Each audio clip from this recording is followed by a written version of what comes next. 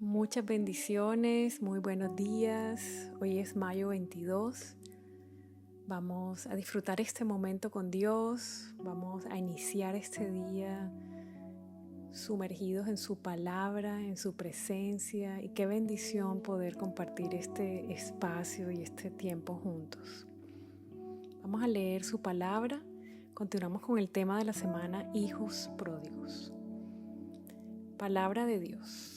También dijo: un hombre tenía 2 hijos, y el menor de ellos dijo a su padre: Padre, dame la parte de los bienes que me corresponde. Y les repartió los bienes. No muchos días después, juntándolo todo, el hijo menor se fue lejos, a una provincia apartada.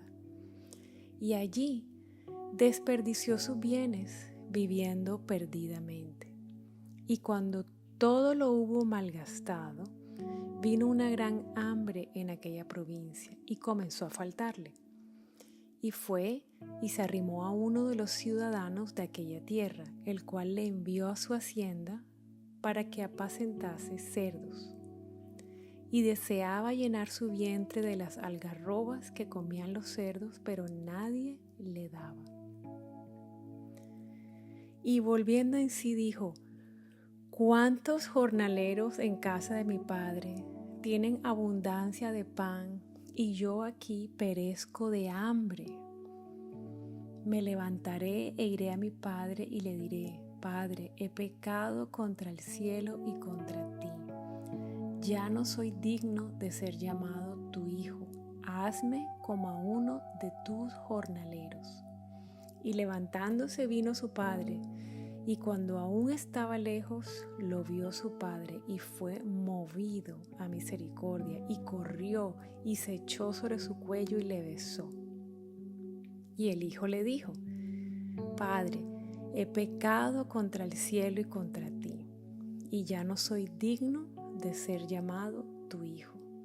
Pero el padre dijo a sus siervos: sacad el mejor vestido y vestidle, y poned un anillo en su mano y calzado en sus pies, y traed el becerro gordo y matadlo, y comamos y hagamos fiesta, porque este hijo mío muerto era y ha revivido, se había perdido y es hallado. Y comenzaron a regocijarse. Lucas 15, 11, 24. Perlas. Hoy vamos a enfocarnos en el hermano menor, aquel que le pidió al padre su herencia y se fue a tierras lejanas. En aquella época y hasta el día de hoy, la herencia es lo que los padres dejan a sus hijos al morir. Es lo que queda del fruto de su trabajo de toda la vida, y que todo buen padre anhela poder dejar una herencia a sus hijos.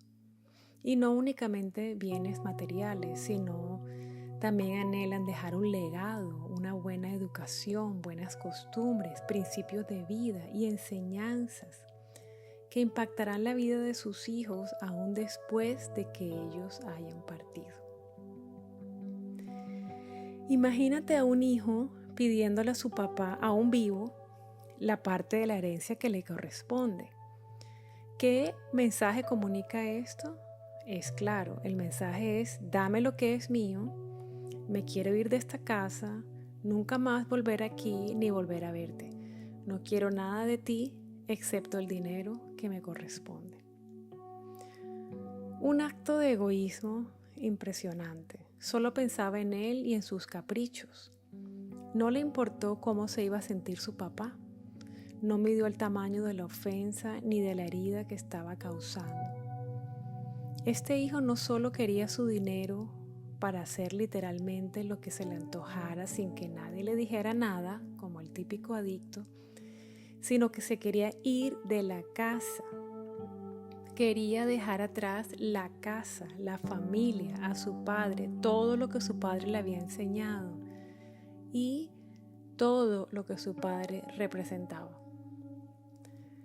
El hijo menor se fue, dejó la casa de su padre, dejó a su padre y dejó también atrás todos los valores fundamentales de la familia.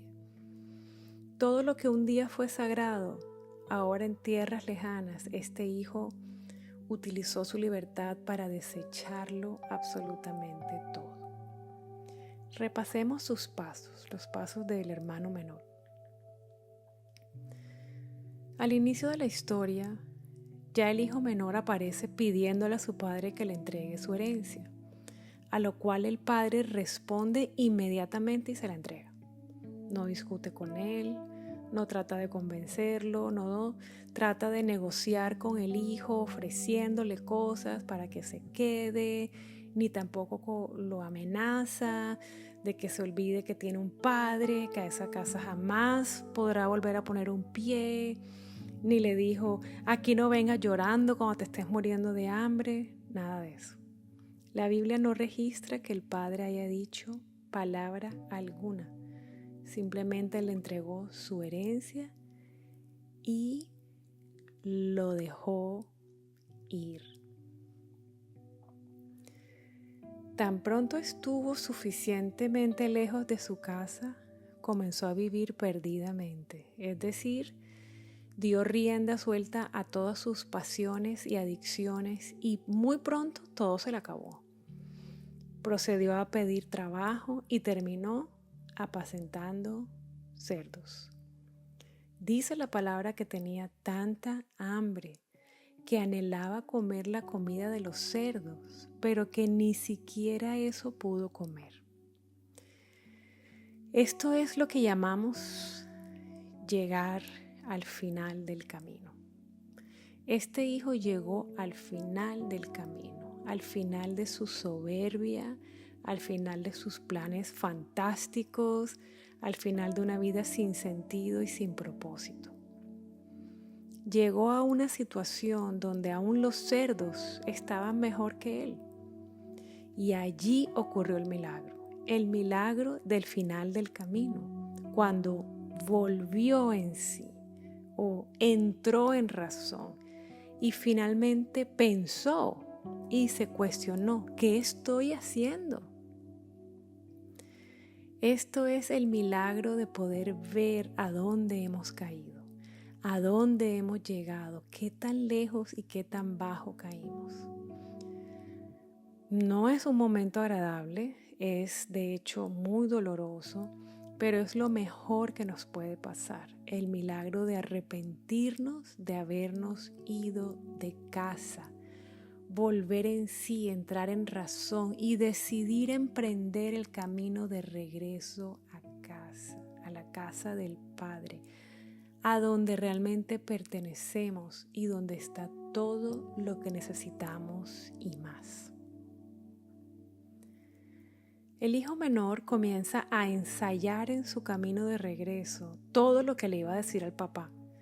Se estaba preparando para ser recibido, pero ya no más como hijo, sino como un trabajador o un siervo, porque concluyó que había perdido su lugar de hijo. Cuando aún estaba lejos de casa, el padre lo vio. Esto quiere decir que el padre lo estaba esperando. El padre anhelaba su regreso y tenía fe de que volvería a ver a su hijo, que volvería a abrazarlo. Y así fue. Este hijo fue recibido con las expresiones más maravillosas de amor sin condiciones. El hijo comenzó a decir su discurso que había practicado, pero el papá ni siquiera lo dejó terminar. Lo abrazó, lo besó, mandó que le trajeran la mejor ropa, un anillo y sandalias. Además, mandó a matar al becerro engordado. O sea que lo estaba preparando para el día que su hijo volviera. Y declaró que era día de fiesta en la casa, que todos iban a festejar el regreso de su hijo que había estado muerto y había vuelto a la vida, que había estado perdido y había sido hallado. Muchos que han estado perdidos vuelven a Dios, pero la culpa es tanta que solo se relacionan con Él como siervos, no como hijos. Se dedican a servir a Dios como pagando sus culpas, tratando de borrar sus pecados con trabajos forzados, pero nunca se han detenido a hablar con el Padre. El corazón de Dios Padre está reflejado en esta historia, No existen ex hijos de Dios. Dios Padre no envió a Jesús a morir en una cruz para ganar millones de siervos. Todo este sacrificio fue para que pudiéramos ser adoptados, para hacernos sus hijos, que conociéramos al Padre que tenemos y que entráramos en su casa, a vivir abrazados a Él, desde ahora, desde esta tierra hasta la eternidad. Hablemos de la ropa nueva, el anillo y las sandalias. El padre, de manera inmediata, casi que afanado o apresurado, no dio espera, no dejó pasar unos días para ver qué pasaba. Él se apresuró a restituir a su hijo. Se encargó de restituir a su hijo. El padre no estaba urgido de explicaciones. De hecho, ni siquiera lo dejó terminar el discurso que había preparado.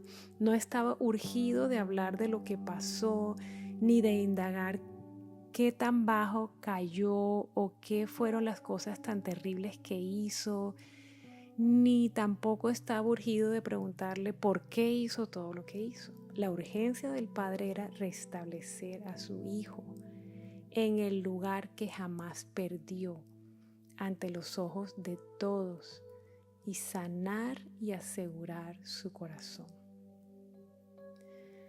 Cuando el padre mandó a que le trajeran la mejor ropa y que lo vistieran, no únicamente estaba cubriendo su desnudez o sus vestidos andrajosos. El padre estaba restableciendo el honor de su hijo, su lugar en la familia y borrando toda vergüenza. Fue una proclamación pública de que el padre decidía olvidar el pasado de su hijo y establecer que el lugar de su hijo en la familia había permanecido intacto, al igual que su amor por él. El anillo no únicamente tenía valor por ser una joya, su principal valor era que representaba al Padre, a la familia a la que pertenecía. Además, el anillo representaba la autoridad y la confianza del Padre, y de esta manera estaba restaurando la posición del hijo dentro de la familia, al punto que podía portar su anillo, lo cual declaraba que ese hijo tenía autoridad delegada de su padre y su entera confianza. Adicionalmente, el anillo es un símbolo de pacto sin fin, de continuidad, de eternidad que no termina, así como la gracia, el amor y la compasión que el Padre le estaba entregando. Y las sandalias. En aquella época era muy común que los sirvientes o los esclavos anduvieran descalzos. Únicamente los que eran libres y miembros de la familia utilizaban sandalias. Al calzar sus pies, el padre estaba colocando otro sello más diciendo con este acto que su hijo no volvía a la casa como esclavo ni como siervo, sino como hijo. El padre le devolvió a su hijo la dignidad que él mismo había desechado y reafirmó su lugar dentro de la familia. Si te has ido a tierras lejanas, no tengas temor de volver a la casa del Padre. Él te espera con brazos abiertos para amarte, sanarte, restaurarte y reafirmar tu lugar de hijo que jamás has perdido ni perderás. Vamos a orar. Padre, solo tú tienes lo que yo necesito. Gracias por no desecharme, por jamás despreciarme ni rechazarme, aún a pesar de los lugares bajos a donde yo mismo me he llevado. Gracias porque sé que siempre puedo volver a donde pertenezco, a tus brazos, a tu casa, a tu amor, a tu presencia. Gracias. Hoy te pido que me lleves al final de mi camino, al final de mí mismo, de mis fuerzas y estrategias humanas. Sé que tu misericordia está sobre mí y me alcanzará allí en el final del camino y me dará la valentía y la humildad y el arrepentimiento para volver a casa. Gracias por el regalo de volver en sí, el regalo de poder entrar en razón y comenzar el camino de regreso a casa. Gracias porque no me cuestionas, ni me castigas, ni me cobras por el dolor causado a tu corazón. Gracias porque simplemente me recibes y me restableces en ese lugar en tu casa que jamás podré perder, aunque me vaya 1000 veces. Gracias por tu perdón y tu compasión. Gracias por tu paciencia. Te amo, te adoro. Hoy corro de regreso a ti, de regreso a casa, y allí quiero quedarme para siempre. En el nombre poderoso de Jesús. Amén. Reto del día. Cierra tus ojos. Cierra tus ojos. Mírate a ti mismo volviendo a la casa del Padre. Ojalá puedas vivir este momento a solas, en un lugar, en tu habitación, con la puerta cerrada, y puedas darte permiso de experimentar este momento de intimidad con tu Padre Celestial. Cierra tus ojos. Mírate a ti mismo volviendo a la casa del Padre. Mira cómo limpia tus heridas y toda suciedad. Él te quita todas las ropas de vergüenza, de culpa, de condenación, y te viste con ropas nuevas, con las mejores ropas. Él restaura tu dignidad, tu inocencia, tu capacidad de confiar. Mira cómo coloca un anillo en tu dedo, restituyendo tu lugar, recordándote que su pacto de amor y de paternidad contigo son eternos. Él te sella y te recibe como hijo que eres y calza tus pies, porque eres hijo, no siervo, eres hijo, y te invita a entrar de vuelta a casa para que vivas allí como hijo, escuchando su voz, que te recuerda en todo momento que eres amado, completamente amado, con un amor que no se puede ni ganar, ni comprar, ni perder. Entra en la casa. Déjate abrazar. Llora si quieres llorar. Ríe si quieres reír. Hay fiesta porque tú, su hijo amado que estaba perdido, ha sido hallado. Gracias, Señor. Que Dios te bendiga hoy, que disfrutes el abrazo del Padre todo este día, que sea un día lleno de luz, lleno de paz, lleno de bendición. Te mando un abrazo fuerte. Hola, mi nombre es Jaime García. Queremos agradecerte mucho que hayas escuchado Un Momento con Dios. Esperamos que este podcast esté siendo de gran bendición para ti.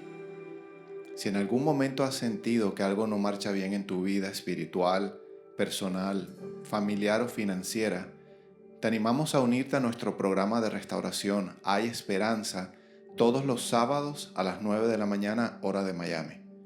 Para más detalles, visita nuestra página web www.canaanusa.org o escríbenos a info@canaanusa.org.